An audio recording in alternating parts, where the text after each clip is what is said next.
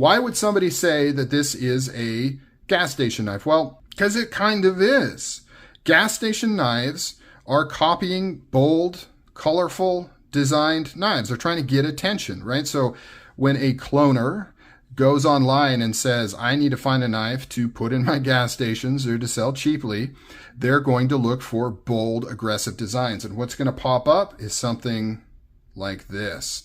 Now, the reason you'll find bold, aggressive designs like this in expensive custom knives is because they can. Right? They can. Production companies can't do things like this because not enough people would buy it to make it worth doing the high production needed to make this thing. Even if I got the ear of somebody in Spyderco and convinced them that Phil Harvey's awesome and he's the next big thing and they should make a knife, they would never make this because they know they would never sell enough units to justify the tooling and materials to make it. It just doesn't make sense. Custom knives are different. This is all handmade with material that's all purpose bought for these knives. They're the only ones that can risk things like this. And that is the job of custom knife makers, is to do the risky stuff that production companies can't do or can't do yet. And to illustrate that, let's go back in time. Let's get in that time machine. Let's hit reverse and let's go back about 15 years. When I first started to get into knives seriously, I remember Spyderco. The only thing you could get from Spyderco was plastic and shiny satin steel. That is it. There was no titanium. There was no super steels. There was no crazy locks. You had a lock back, you had a liner lock, and that is about it.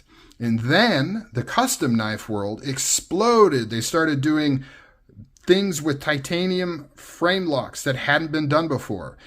Big, thick, overbuilt knives. They started to integrate hard use finishes, acid stonewashing, orange peel.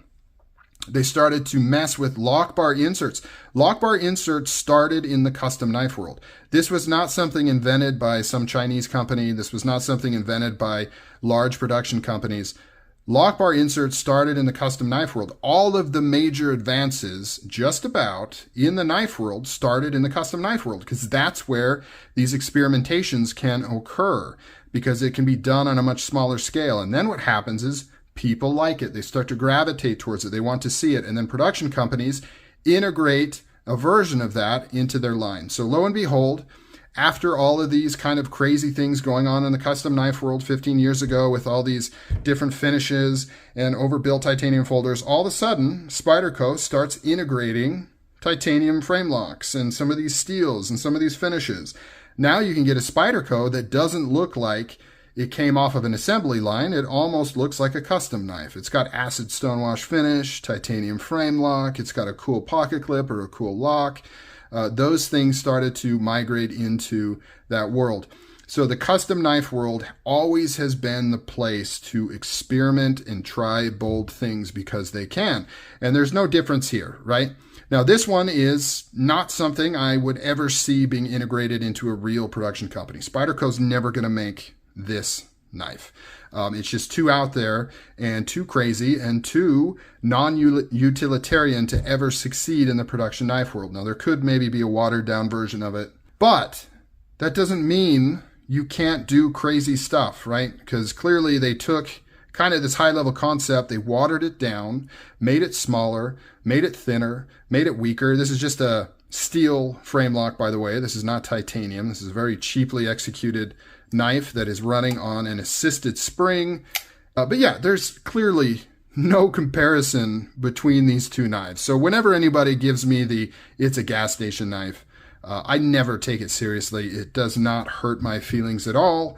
I know that it's just a response for something that that person can't quite connect with. They don't see it as something they would want or use, and or it's too expensive for anything that they would want to purchase. And so that's an easy way just to kind of knock somebody off their pedestal that they think is maybe flaunting something, is my guess. But it's not a coincidence that this connection is being made. There is a legitimate connection between cheap gas station knives and expensive custom knives that goes way back to when knives started. So I hope any of this information was interesting to you. Please comment down below. What do you think of gas station knives, custom knives?